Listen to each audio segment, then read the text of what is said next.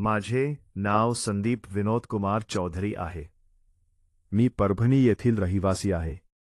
माझ्या मुलाचा जन्म 25 सप्टेंबर 2025 रोजी झाला. बाळाचे वजन कमी असल्यामुळे त्याला Kalavati super speciality hospital Jalna येथे NICU मध्ये दाखल केले. 25 सप्टेंबर ते 6 ऑक्टोबर दरम्यान डॉक्टरांनी बाळाची प्रकृती चांगली असल्याचे सांगितले. 7 ऑक्टोबर 2025 रोजी बाळाच्या डाव्या पायावर जखम दिसली. आम्ही डॉक्टरांना विचारले असता त्यांनी सांगितले की साधी जखम आहे आणि मलम लावत आहोत.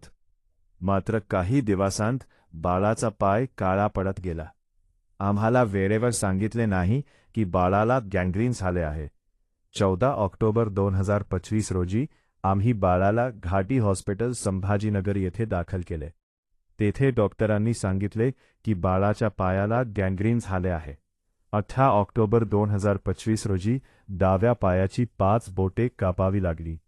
यानंतर बाळाला मुंबई येथे उपचारासाठी दाखल करण्यात आले.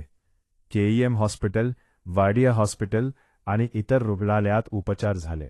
शेवटी साइन हॉस्पिटल मुंबई येथे 19 जानेवारी 2026 रोजी माझ्या मुलाचा मृत्यू झाला.